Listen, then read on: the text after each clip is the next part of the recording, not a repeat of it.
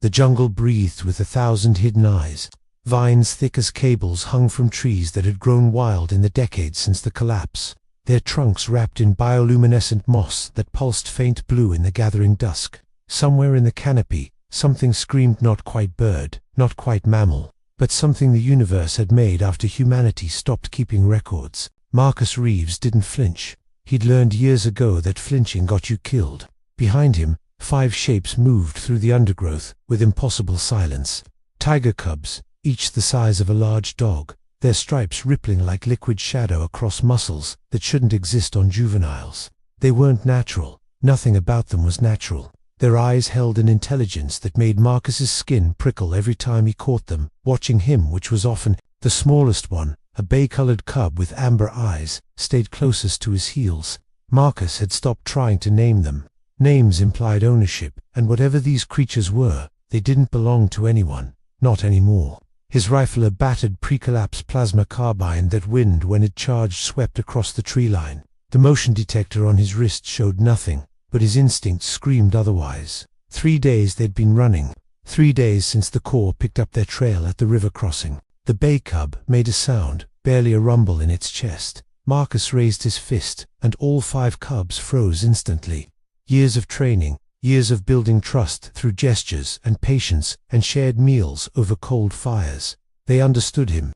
God help him. They understood better than most humans ever had. He'd found them in the ruins of Laboratory Station 7, buried under 60 feet of jungle and corrosion. The facility had been a secret even during the war, one of those black site projects that governments denied 3 times before breakfast. Genetic uplift, the files called it. Augmented cognition. Weaponized evolution. The scientists had been trying to build soldiers who could think like humans but fight like apex predators. They'd succeeded.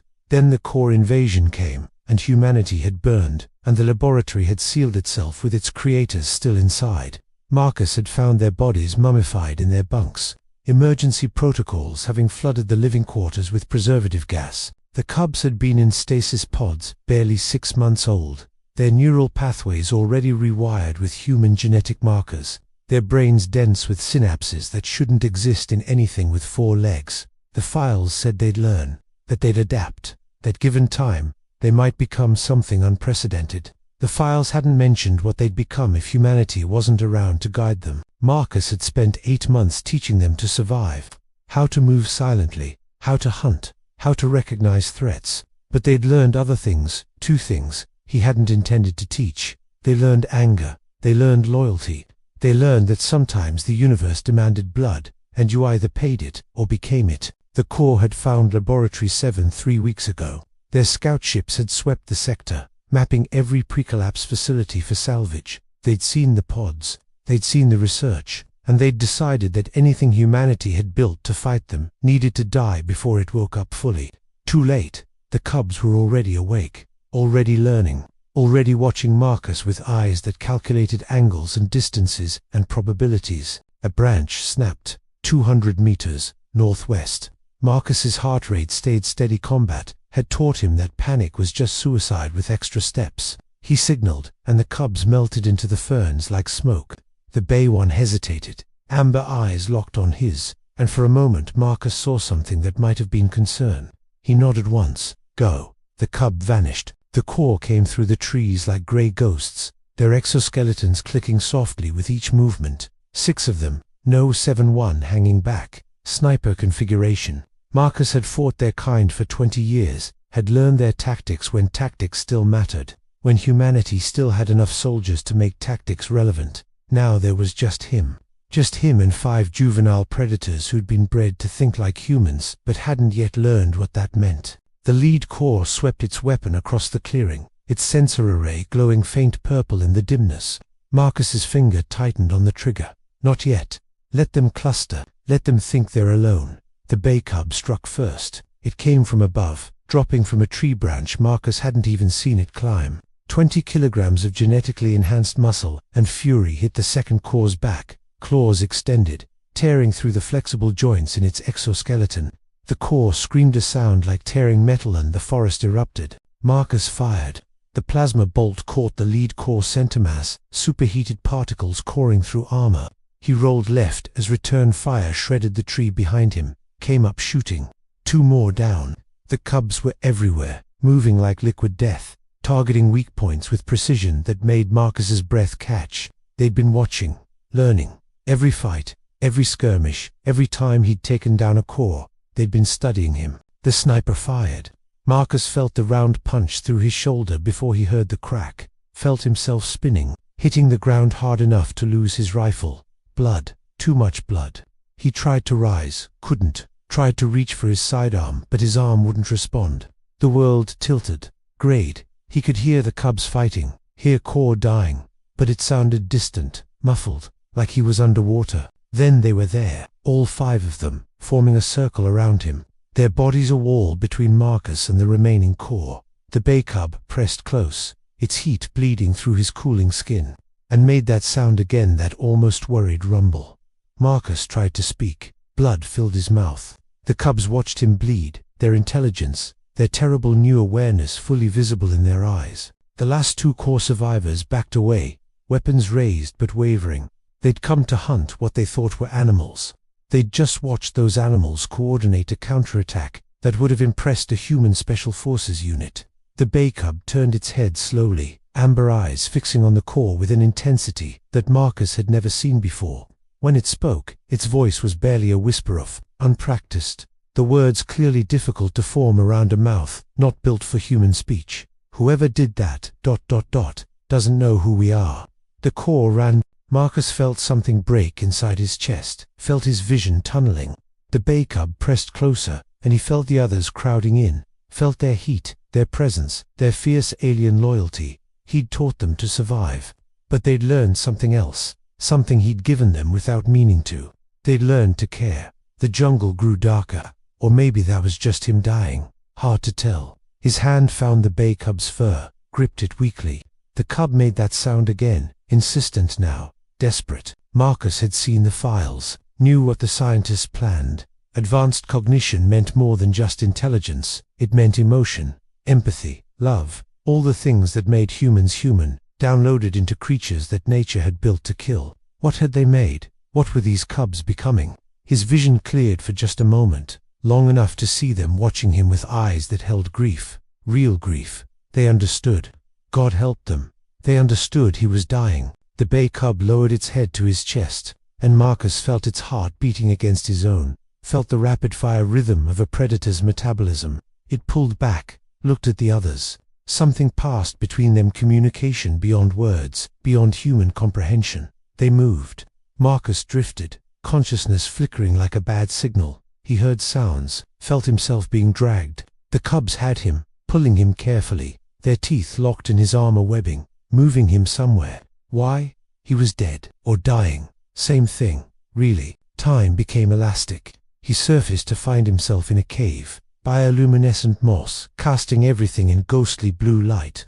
The cubs had made a nest around him, their bodies forming a barrier against the cold. The bay one had its head on his chest, listening to his heartbeat. One of the larger cub's dark stripes, massive paws dragged something into the cave. Medical supplies.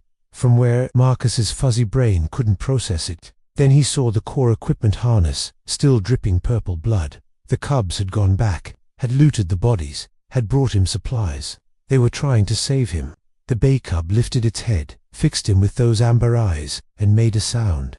Not quite a word, but close. It was trying to speak to him, trying to communicate in his language. Marcus's hand found a medical foam canister, managed to trigger it. The foam expanded into his wound, sealing, stabilizing. Not enough, never enough, but maybe enough to buy him hours instead of minutes. The cubs watched, learning, always learning. Dawn came eventually. Marcus woke to find the bay cub gone, woke to sounds of combat echoing through the jungle. His radio still somehow functional crackled with core traffic. Panicked, desperate. Fall back, they're coordinated. They're hunting us. Command, we need extraction. These things are. The signal cut off with a scream. Marcus dragged himself to the cave entrance, his body screaming protest. The jungle clearing below showed core bodies, scattered like broken toys, and moving between them, efficient and terrible, were the cubs. But they weren't fighting like animals anymore. They were using tactics, human tactics. Marcus watched one of them deliberately expose itself, drawing fire, while two others flanked from concealment. He saw them using the core's own weapons, their paws somehow manipulating triggers they shouldn't be able to operate. They were hunting, systematically, brutally, taking apart a core squad, piece by piece with coordination that would have made any human commander proud. The bay cub appeared at the cave entrance, its muzzle dark with blood that wasn't its own. It looked at Marcus, then back at the clearing, and made that sound again. Not quite speech, but meaning clear. For you, this is for you. The last core tried to run. The cubs let it get almost to the tree line before bringing it down. Not because they were playing with it, though there was an element of that, but because they wanted it seen, wanted the universe to know. We are not prey. We are not victims. We are something new. Marcus felt tears on his face, wasn't sure if they were from pain or something else. He'd found them in stasis, helpless cubs, and taught them to survive. But they'd learned more than survival. They'd learned rage, purpose, vengeance. They'd learned to be human. The bay cub returned to him, pressed its bloodied muzzle against his hand. The others followed, forming their protective circle again. One of them, the largest, with stripes like lightning, dragged a core medical kit over, its contents spilling across the cave floor. They sorted through it with terrifying intelligence, selecting items, rejecting others, working together, building something, working to save him. Marcus grabbed the bay cub's ruff, pulled himself up enough to meet its eyes. "You can't," he whispered. "You need to run. More will come. You need to—" The cub made a sound, definitive, final. Marcus had heard that tone before, from soldiers under his command, when they'd decided to stand and fight, no matter the odds. "No, we stay." The jungle grew quiet around them. Marcus felt his heartbeat slowing, felt the medical foam failing. But the cubs were working, their paws surprisingly deft, applying core healing gel that burned like acid, but knit flesh together. They were saving him, actually saving him, because he'd taught them loyalty, had shown them what it meant to fight for something beyond yourself, had made them human in all the ways that mattered. The bay cub settled against his chest again, its heartbeat strong and steady. The others pressed close, their warmth bleeding into him, their presence a wall against death. Marcus closed his eyes, felt their breathing synchronize with his, felt their fierce determination to keep him alive flowing through their touch. He'd bled for them, protected them, taught them, and now they were doing the same for him. In the distance, more core ships descended, their engines howling, coming to finish what they'd started. But the cubs didn't move, didn't scatter. They watched the sky with eyes that calculated and planned and promised violence. The bay cub lifted its head, turned to face the jungle, and made a sound that was almost a word. The others responded, their rumbles building, harmonizing, becoming something that wasn't quite speech, but carried meaning nonetheless. "He bled for us. Now we roar for him."